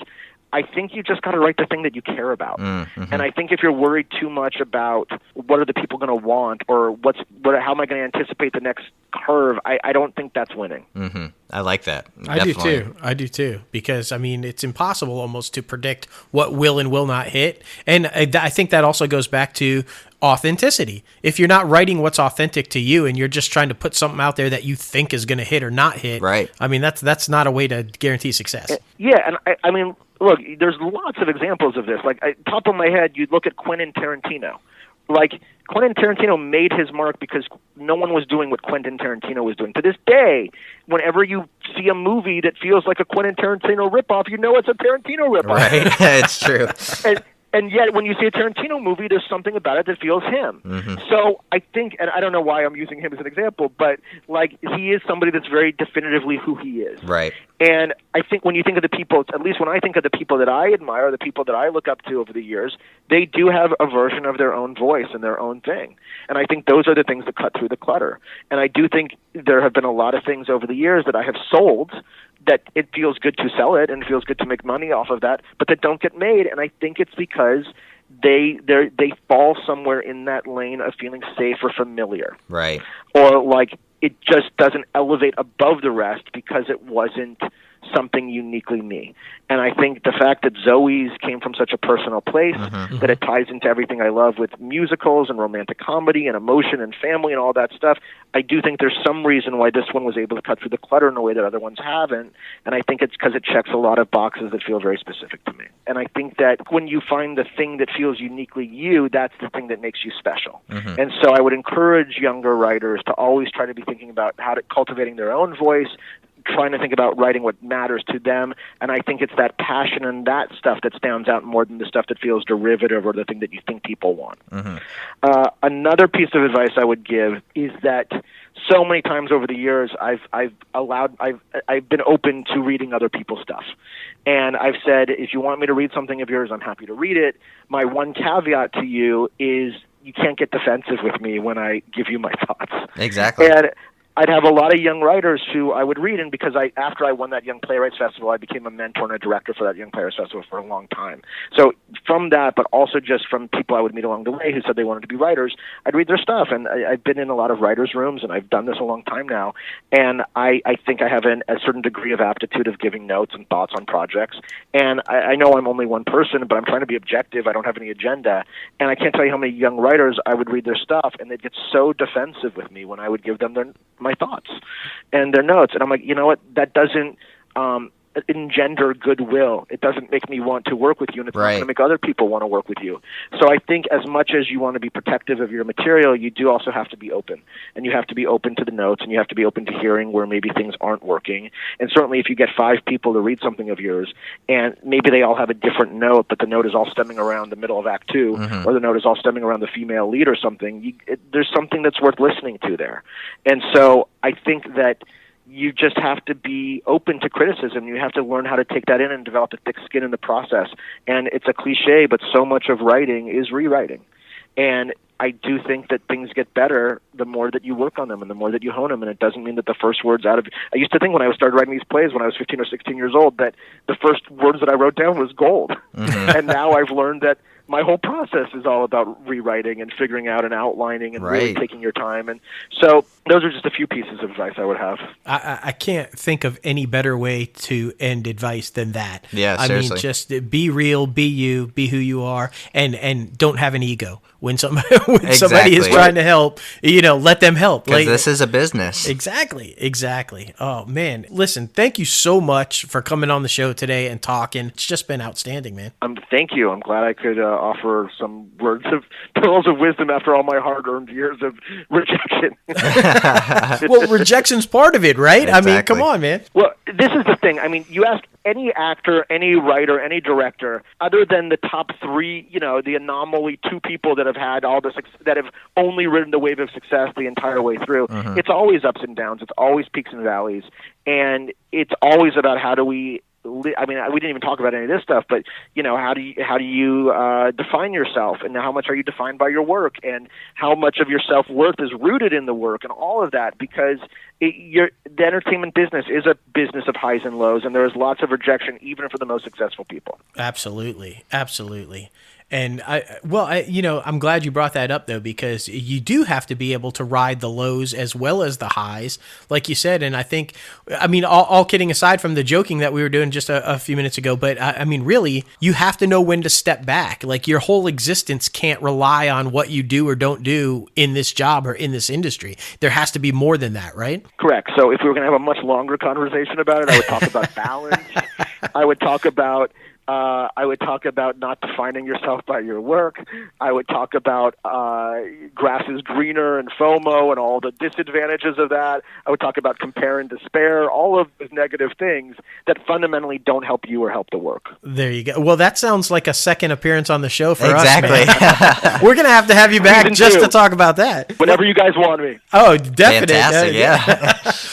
Let's definitely make sure, though, everybody knows where to follow you, because I'm guessing we'll be live tweeting again on Sunday. I will live tweet every week, and also I only have like 300 followers right now, so I really need to up my game. Oh, there you go. So, all right, tell everybody where they can follow you. Where can they find you on Instagram? I believe it's at Austin Winsberg. Okay. Winsberg. The show is Zoe's Extraordinary Playlist. It's every Sunday at 9 on NBC, and you can also watch episodes on NBC.com and on Hulu. Right now, the entire second episode is up on YouTube as well. I think there's probably some other sites that it is on right now. So please watch and join me on Twitter. Yeah. Which I've never said before. I've never used those words before. Right? That was a great pitch. That was a great pitch for Twitter right there. First on Inside the Crazy Ant Farm. Well, listen, man, thanks so much for taking the time, like I said, to talk to us today. And it was a lot of fun. We had a lot of fun, and just continued success for Zoe's. I think it's going to be a huge hit for a lot of years. I can't wait to see where it goes and how the storyline plays out, man. And just, we could not be more happy for you. Thank you so much, and thank you guys for the support. I really appreciate it. Absolutely, man. Have a great rest of the week. And like I said, open invite, dude. Anytime you want to come back on, more than welcome. You got it. I'll take you up on it. All right, man. Take care now. Right. See ya. Thanks, guys. Bye-bye. Man, talk about somebody real right there. I mean, seriously, what I really like is that the whole theme throughout it seemed like the interview was don't have an ego, be able to take criticism, I guess work towards your passion and be passionate about what you work towards, right, but also know how to separate it. And I just think that all plays into the success of Zoe's. Yeah. Because if you watch Zoe, almost everything he talked about in today's interview plays out on that show. Yeah. Exactly like that. So Exactly. And write what you know. Definitely write what you know. Don't try to predict what's going to be popular and everything, because that's something I've heard in the past. Like, right, people try to project what's going to be popular, like in the next year or two, and that's not what it's about. You got to write what you know and what you feel close to the heart, so that you feel that you can keep doing it week in and week out. So I love that. Absolutely, because even if you kind of know what is going to click a year from now, if you're not authentic about what you're writing, it's not going to click a year from now. Exactly. So it could be the subject matter could be spot on, but if you're not writing what's authentic to you, it's going to fail. Agreed. So, I mean, yeah, great advice, man. And I really like people who come on here and are real about their shit, man. Yeah, agreed. Agreed. Thank you again, Austin Winsberg, for coming on the show. All right, now it is time for our top 5 segment. Oh man, you guys know that we are huge moviegoers, huge film buffs, huge into the television, obviously, this is our podcast, guys, huge in the entertainment industry.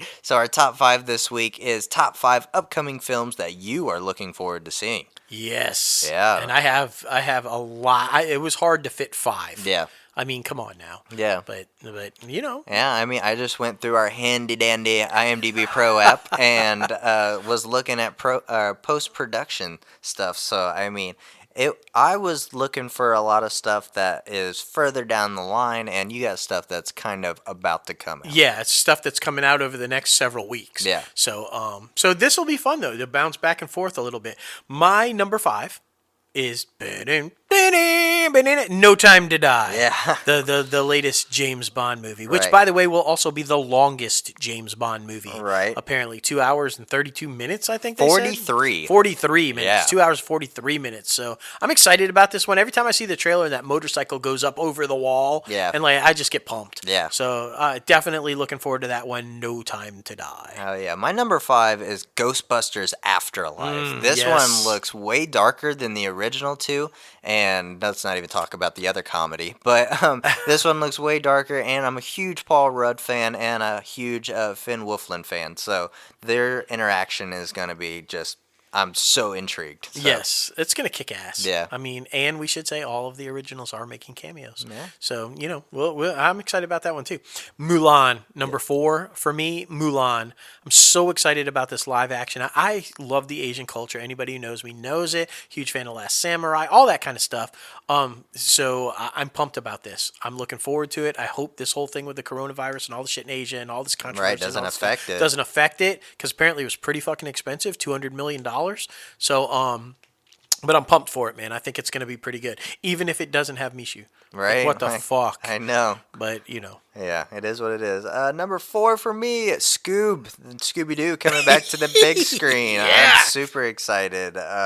Computer animation, man, making huge waves in the entertainment industry. And yeah, like I said, I'm just super excited to see him come back. It looks really fun, literally family friendly. So Yeah, and we finally see how Shaggy and Scoob met. yeah, Yeah. and the whole gang actually. The whole gang, yeah. And little known fact, guys, that you learn in this movie, Scooby Snacks were not named after Scooby-Doo. Right. Scooby-Doo was named after the Scooby Snacks. Exactly. What the fuck? Yeah, no one knew. I had that wrong the whole time. Yeah. The whole fucking time. There you go. Number 3, Drunk Ben Affleck. That is the one I am looking forward to. It comes out in a couple weeks. The Way Back. This Yes. is where he goes back. He's, trying to recover from being an alcoholic who's lost his way, lost his family. Comes back to coach his old high school basketball team. Super pumped about this, man. Yeah. I really think this is going to be a good one, and I wish it had come out later in the year, because I think it could have been potential Oscar material for Ben, but so early in the year, I doubt it. Yeah. But, I'm excited for it, man. I'm pretty pumped. Yeah, and I mean, it's my number 3 as well. I'm super excited. Everybody likes the comeback story, especially when it kind of like parallels with his real life. Yeah. So I'm a huge basketball fan, huge motivational film fan. I mean, it kind of reminds me a little bit, motivational wise, of Remembering the Titans. Yeah, Just- or Hoosiers. yeah. Yeah, it's like if Remember the Titans met Hoosiers. Exactly. There It's you the go. way back. It's the way back. Yeah, but looks so freaking good. I'm really pumped to see that one. Definite. Let's see. I have got for number 2 A Quiet Place. A Quiet Place 2. 2. That is my second. I'm super stoked about this, man. Yeah. Krasinski is just killing it. He somehow figured out a way to write himself back into the script, into it. even though he was dead. Yeah. Like, what the fuck? But it's Exactly. going to be awesome. I love these two together. I think this is going to be a huge hit. And by the way, the son, that kid is killing it. Ford versus Ferrari and like all these things that he's been in lately, he is just killing it. Super pumped. I hope it's a massive, huge success, because then I want them to move forward and become the Fantastic Four. So You're really pulling for that one, I man. really am, and if he has another huge hit with his directing and writing, it only seems like Kevin Feige should hire him. Right. Okay. Just say it. Number 2 for me is The Lovebirds. This one looks so freaking funny. About the couple who's basically on a date and somebody just jumps in the car and Yeah. like acts like he's a cop or whatever. Yeah, take the bacon grease. Issa Rae and Camille Namaji or whatever. Yeah. I'm bad with names, guys, but they are just freaking phenomenal. And an interracial couple who we need to see more of on the big screen. We talk about that all the time. I mean, everybody is always in their own like classifications in their own little box, but true. interracial couples don't really get shown a lot. So I'm really excited to see that on the big screen. And the movie looks fucking hilarious. It does. That just the scene with the horse and the bacon grease is Yeah. fucking. I die every time Take I the say bacon grease." bacon grease. It's gonna be really good. Good Yeah. choice. Number 1 for me is it's right around the corner, and I'm so fucking pumped. Black Widow. Yeah. Yes, the official kickoff of the next phase of the MCU. And yet we're going backwards because it's a prequel, if you will, that takes place right after Civil War. So figure that out. It's the first movie in the next phase, but it's a prequel to the old phase. But I'm pumped about this, though. I mean, David Harbour as the Red Guardian, and Scarlett Johansson and Florence Pugh. I think this thing is going to kick ass. And by the way, I know it's been taking a lot of heat because of some of the costume, but I don't think we've seen the full costume yet, so people need to back the fuck off. Taskmaster is a great fucking villain. Yeah. I mean, a great villain. If you're not a comic geek, go pick up a comic and learn about Taskmaster, and you'll start to get excited. I think this movie's going to kick ass, dude. Yeah. And my number one is Space Jam 2.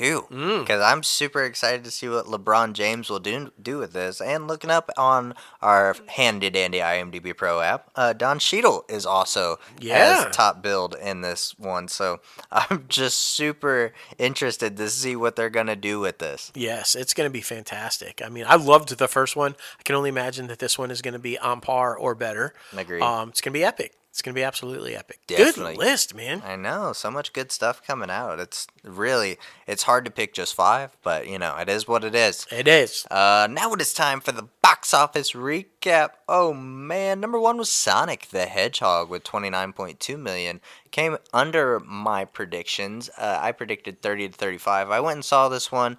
Very family-friendly film. I was hoping for a little bit more funny adult humor, but I mean, it is what it is. Family fun film. It was good. I'm not gonna lie. Number 2 was The Call of the Wind. These two were fighting neck and neck until literally the last second for who was gonna be number 1. But Call of the Wind came in with 24.8 million, and I only predicted that one to get 10 to 15. So it did way better than my predictions. Yeah. So go Harrison Ford. Hopefully you don't kill young directors on Indiana Jones 5. Number 3 was Harley Quinn, Birds of Prey with 6.8 million. I predicted 5 to 10. Number 4 was Bad Boys for Life, who I completely thought was out of the top 5, but they just bounced right back in. Yep. With 5.8 million. I got that one wrong, but I'm honestly surprised that Blumhouse's Fantasy Island was kind of kicked to the curb. So I am. It is what it is. He's been missing a lot lately, Yeah. bro. I mean, he was dominating for so long, but his last few have just not done well. Yeah.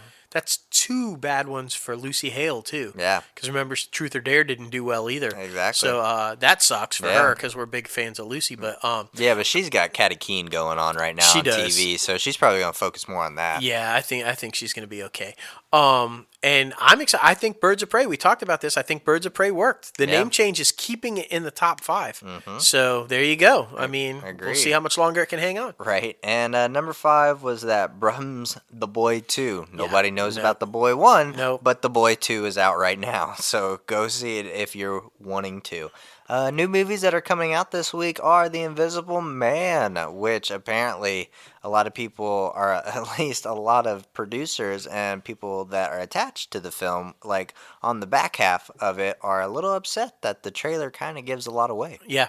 Apparently the entire movie, except Yeah. for one scene. Yeah. So, you've already seen the film, guys. So Yeah. that's it. It's going to be pretty tough. Yeah, exactly. So if you want to go see that, I mean, If you saw the trailer, you saw the film. Yeah, exactly. But movies you can still go see are Harley Quinn, Birds of Prey, 1917, Bad Boys for Life, Just Mercy, Fantasy Island, The Photograph, Sonic the Hedgehog, Call of the Wind, Brahms, The Boy 2, and Impractical Joker's movie is now out too, Oh, which yeah, is there you actually go. doing better. And that's in my top 5 this week. I'm not going to lie. I think it's going to come in right at number 5. But number 1, I think it's going to be The Invisible Man with around 30 to 35. Number 2, I think it's going to be Sonic the Hedgehog with around 15 to 20. Actually, no, I flipped it. Number 2, I think it's going to be The Call of the Wind with 15 to 20 since they were battling it out last week. Number 3, I think it's going to be Sonic the Hedgehog with 15 to 20. But it's going to be another close race, I think. Number 4, I think it's going to be Bad Boys for Life because that's the one that just keeps on kicking with It does, man. 3 to 5. And number 5, like I said, Impractical Joker's movie with around 2 to 3. I've heard a lot of good things about it, from word of mouth and Twitter. I'm Yeah. surprised. So we'll see. I Yeah. mean, pretty spot on lately, though. You're doing pretty good lately. Yeah, thanks. Yep. Now it is time for the IMDb Pro Top Trending segment. Oh man, we love this app. It's our handy dandy, just amazing product that everybody needs to be subscribed to, especially if you're involved or just interested in the entertainment industry, because it is totally worth it, guys. The top trending movie this week is still Parasite. Hulu is gonna be so happy when this thing hits. Oh, man. The top trending show is Lock and Key. I still want to check that one out. I know, me too. That was in one of the top 10 lists that Yeah. I'm like, nope, haven't seen that one yet. Exactly. Still got to do it. Exactly. And the top trending star is Ana de Armas, who is in No Time to Die. So makes sense. Yes, absolutely. Absolutely. Definitely.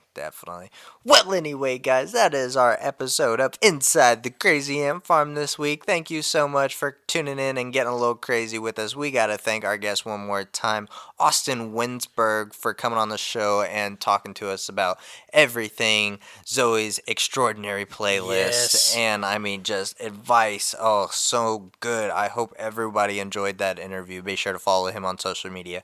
Follow us on social media as well, at Crazy Ant Media, and on our personal handles, myself at JLoFantastic. And Crazy Ant Guy 1970. That's right.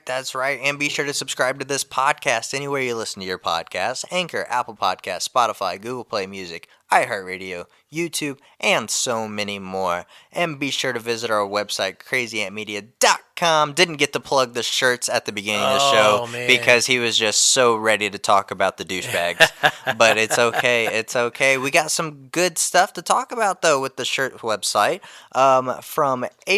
From March 4th to March 8th, you can get free shipping on anything you purchase on our merchandise website, guys. So please be sure to take advantage of that. Yes. You can get all of the new designs. We just put up a hands down design now, so be sure to check those out. We got the Holy Molies, we got the Hell Yes, we got new and improved Bonk, we got our podcast logo, and just so many great things. So be sure to check out all of those amazing products because they're definitely worth it. I'm just gonna say, I love every single one of them. No, yeah, totally.